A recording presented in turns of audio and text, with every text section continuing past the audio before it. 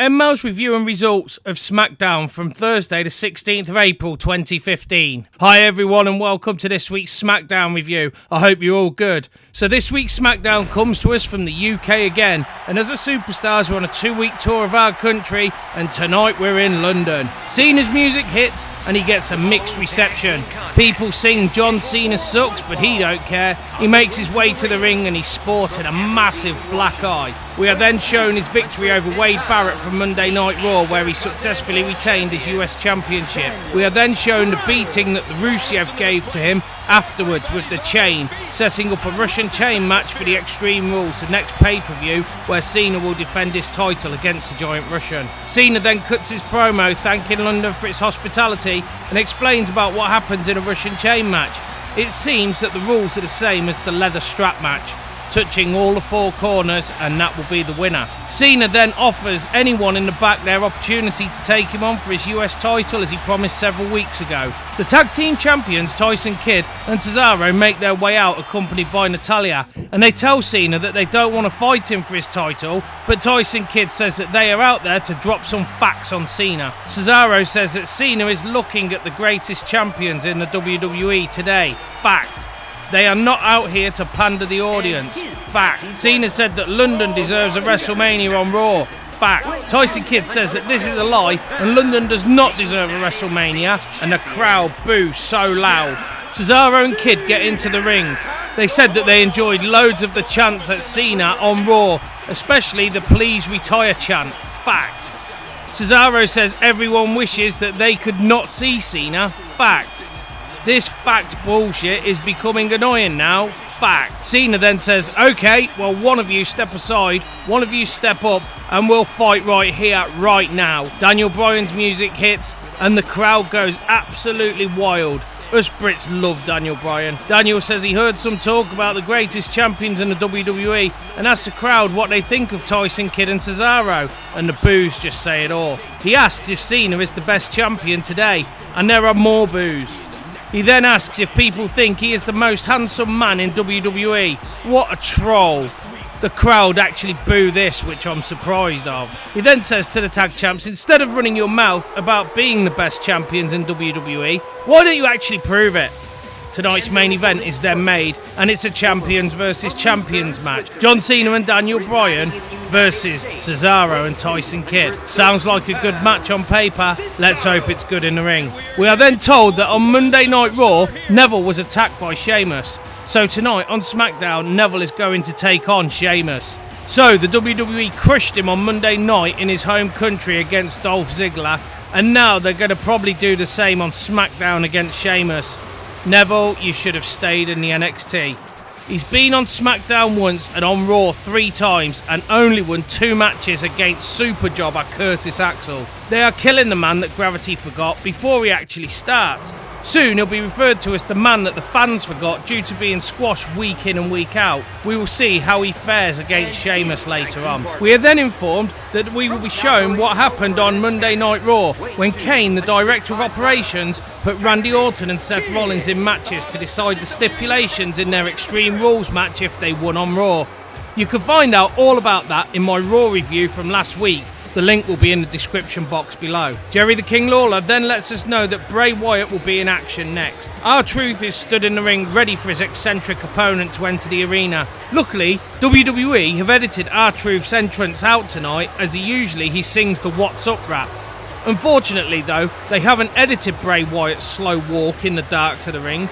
In fact though, tonight he seems to be walking a little bit quicker. Anyway, the match starts with R-Truth taking the fight straight to Bray Wyatt. R-Truth hits a tornado off the ropes, flooring Bray Wyatt, and then stands up, showboating and dancing. Suddenly, Bray Wyatt gets into that crab position, and R-Truth looks very afraid. That crab spider walk is a very, very creepy move, and takes a lot of skill to actually do. R-Truth tries to attack a now standing Bray Wyatt, and gets his head nearly taken off with a punch. Bray Wyatt picks him up and the crowd starts singing he's got the whole world in his hands. R-Truth tries to mount a comeback, but he gets beaten when Bray Wyatt hits the Sister Abigail move and gets a 3 count. This guy is so creepy, and I actually believe that he is going to be the WWE Champion one day. The new Face of Fear gimmick is awesome, and the WWE does need a character like this. After the match, we are shown what happened in the Divas Battle Royale for the #1 contender match on Monday Night Raw. This can also be seen in my Raw review from last Monday night. Paige became the #1 contender against Nikki Bella at Extreme Rules in the next pay-per-view.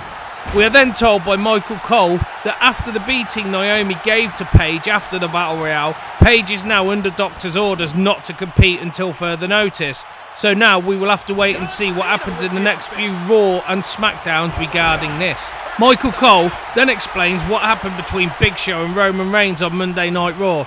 Apparently we'll hear from the Big Show regarding this matter later on, but Michael Cole says that he interviewed Roman Reigns in the week though, and asked him what he thought about the Big Show's claims to make Roman Reigns a failure in the WWE and keep him down every chance he gets. Roman says that the Big Show had better not sleep and have his cardio right, as Roman is not going to stay down.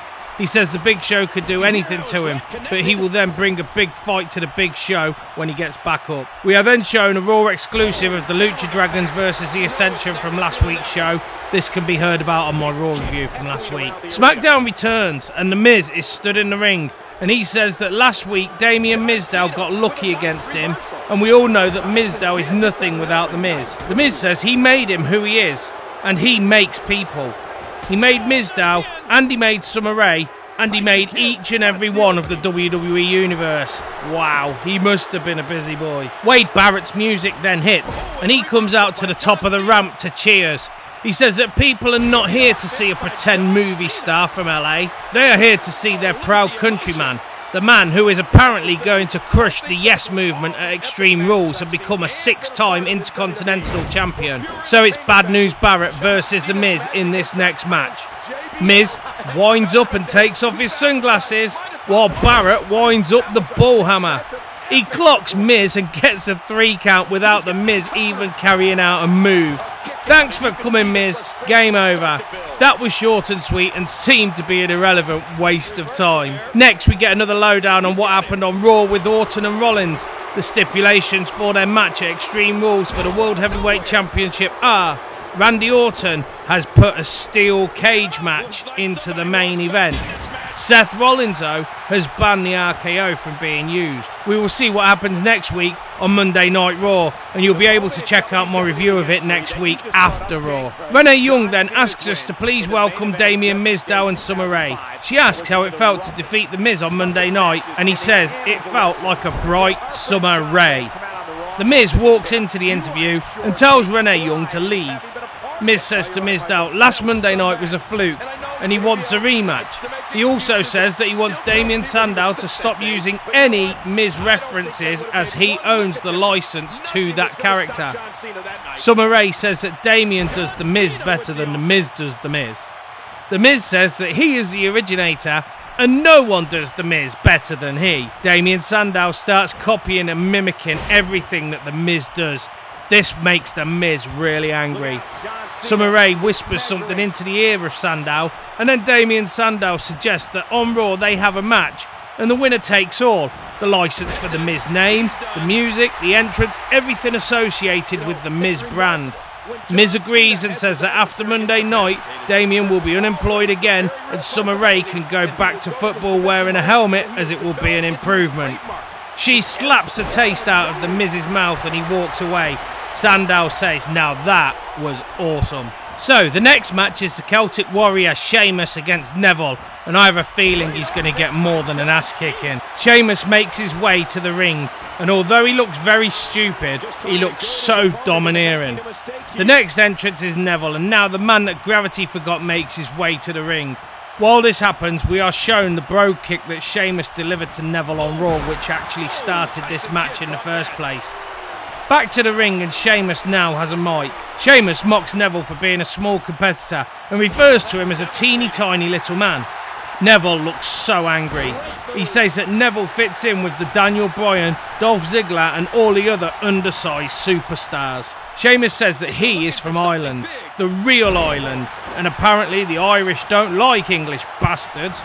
Well, that's the first I've ever heard of it. Sheamus then says that this means he doesn't like Neville, and the bell rings for the match to start. Sheamus tries to lock up with Neville, but the little fella is too agile for Sheamus to catch.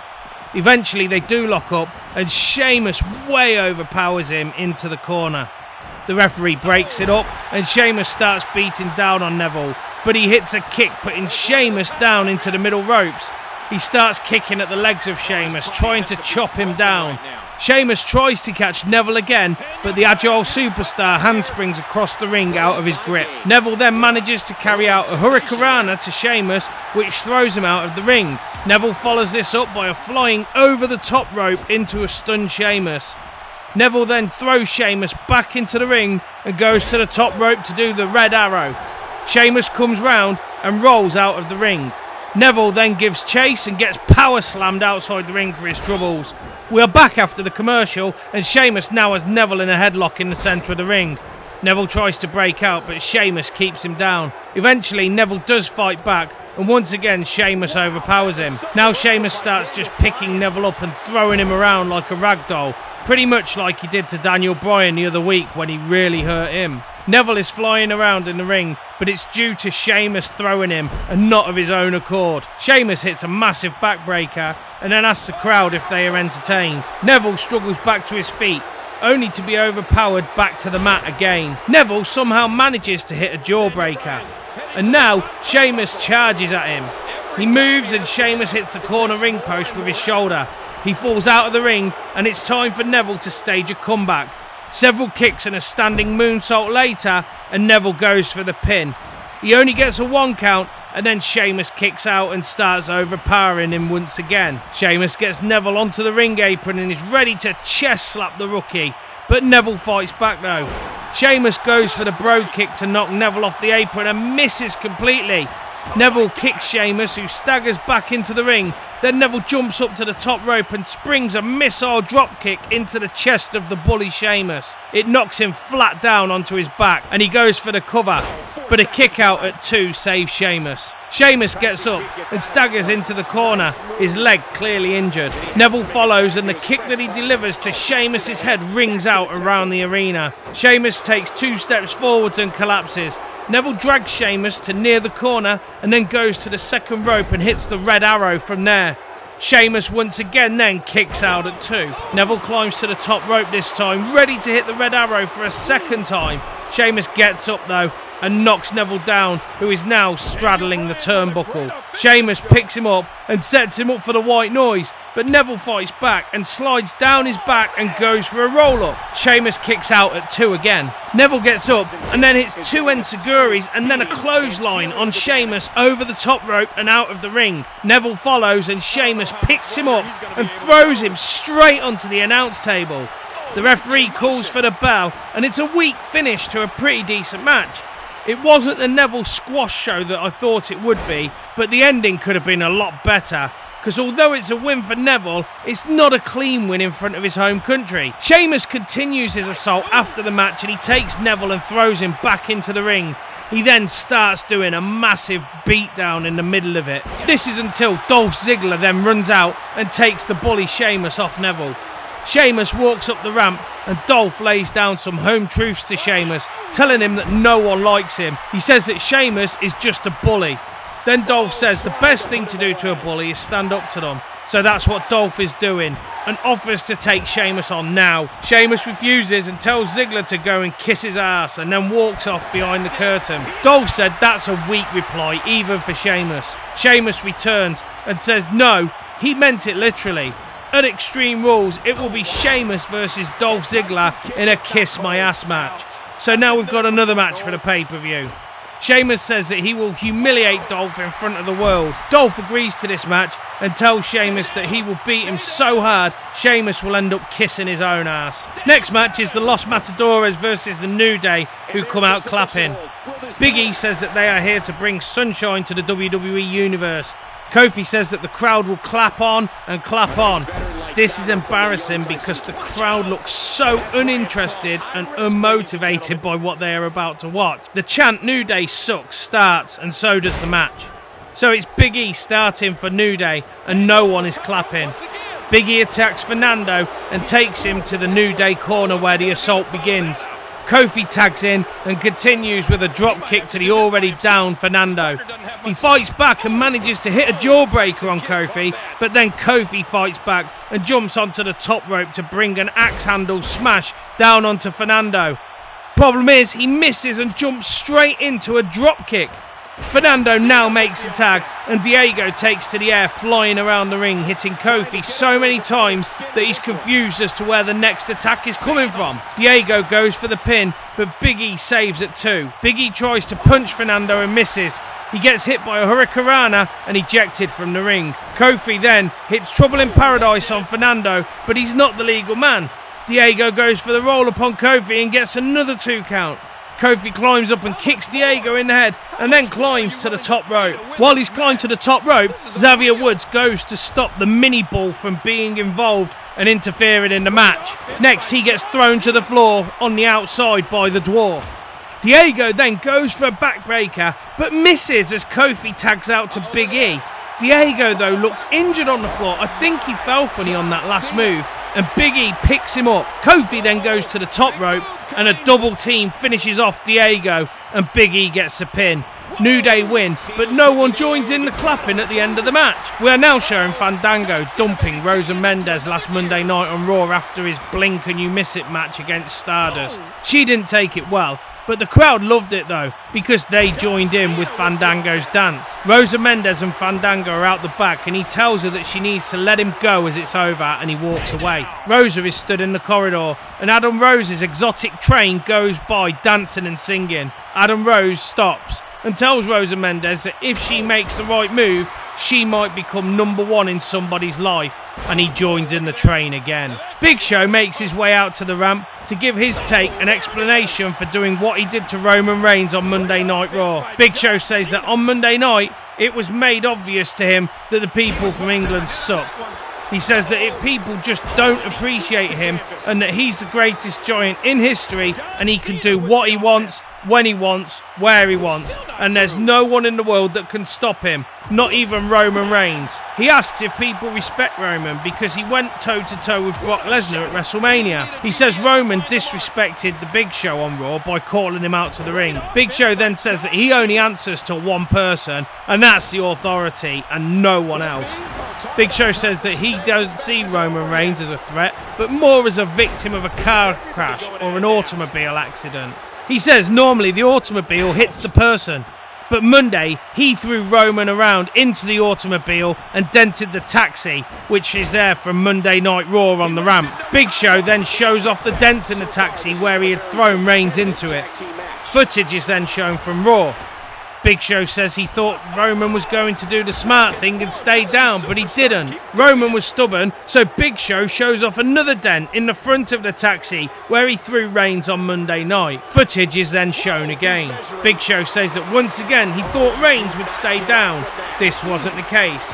Eventually, the Big Show chokeslam Reigns on top of the taxi cab. Footage for this is shown once more of what happened on Raw. Big Show is now sitting on the taxi roof in the dent that Roman made. Big Show says he thought the chokeslam would be it, but Roman got up again and made his way slowly backstage. Big Show says that he could have finished Roman Reigns right there and then, but he chose not to, and he went and asked the Authority for something. At Extreme Rules, Big Show will now face Roman Reigns in a last man standing match.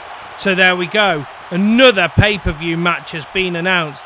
This Extreme Rules pay-per-view is shaping up to have some very decent matches included in it. I just hope that the matches are longer than 5 minutes. I will be doing a full review following it anyway. The next matchup is a triple threat match with Natalya, Cameron and Alicia Fox.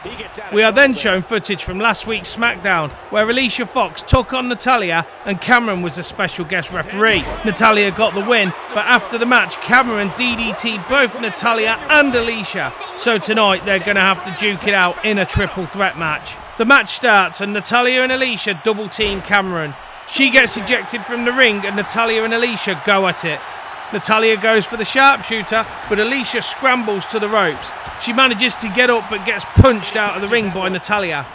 Cameron sneaks back into the ring and tries to do a roll-up on Natalya and a kick out at 2, and then Cameron falls to the floor without even being hit.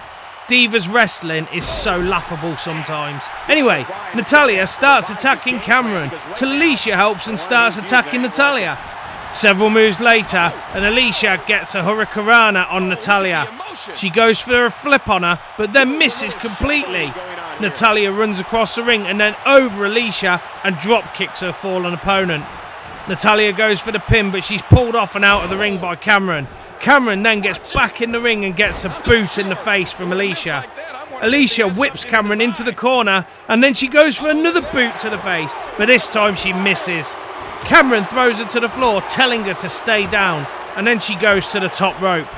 Alicia gets up, and so does Natalya, who powerbombs Alicia, who at the same time suplexes Cameron from the top rope, and all three superstar divas are down. Several failed pin attempts by the divas, and then Natalya tries to lock the sharpshooter in on Cameron. Alicia makes a save, and Natalya puts her into the sharpshooter too. Cameron makes a save, and then gets thrown out of the ring. Alicia then hits a big boot on Natalya, and then a scissor kick. Cameron comes back into the ring and throws Alicia out and gets the pin and the win. Alicia throws a fit in the middle of the ring while Natalya looks on, and Cameron makes her way up the ramp.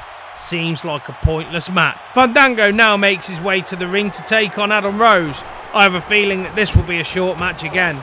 Adam Rose starts very strong until he gets hit by a drop kick, and Fandango knocks him out of the ring in front of his exotic express. Fandango then jumps the top rope onto Adam Rose with a crossbody block. He throws Adam Rose into the ring, and Rosa Mendes then runs to him and gets in his face. While he's reasoning with her, Adam Rose then hits a baseball slide straight into Fandango. Adam Rose throws Fandango back into the ring and then flirts a little with Rosa Mendes on the outside. He gets back in the ring and starts stamping on Fandango. Rosa gets onto the ring apron, effectively distracting Adam Rose. Fandango then hits the roll-up and gets the 3 count. Fandango gets out the ring and onto the announce table and starts dancing with the crowd. And then Rosa Mendes just watches lovingly from inside the ring. Smackdown now then cuts to another Bray Wyatt crazy promo. After that weird promo, it's time for the main event. Champions versus champions. First out is Daniel Bryan to chants of yes, yes, yes. Next out is John Cena, who does his usual salute to the camera and then run to the ring. Out then come the tag team champions Cesaro and Tyson Kidd, along with Natalya.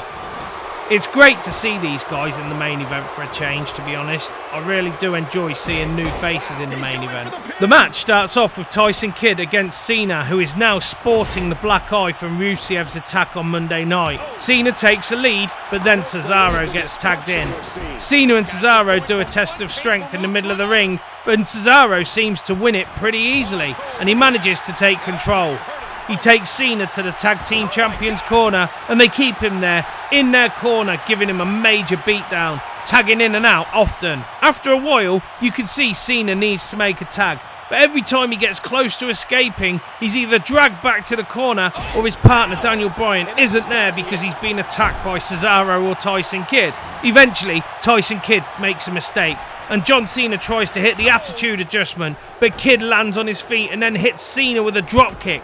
He goes for the pin, but Cena kicks out.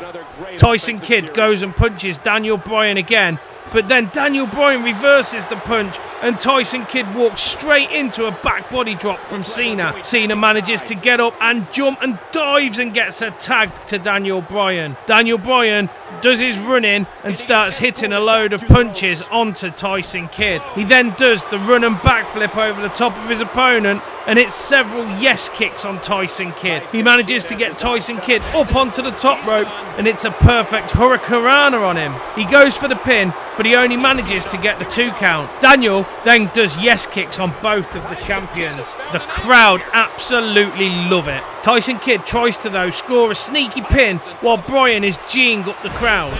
He gets a kick to the face for his troubles, and then Daniel Bryan squats in the corner, setting up for his finisher, chanting yes, yes, yes. While he does this, Natalya gets onto the ring apron to distract Daniel. This is successful and Daniel goes over towards her. As he does this, Tyson Kidd runs at Daniel Bryan, who then sidesteps, allowing Tyson Kidd to run straight into his wife who falls into the arms of Cesaro. Tyson Kidd turns around and walks into the yes lock. Cesaro looks on in horror and just throws Natalya to the floor. He runs in trying to make the save, but runs straight into John Cena, who hits an attitude adjustment on Cesaro, while Tyson Kidd taps out to the yes lock.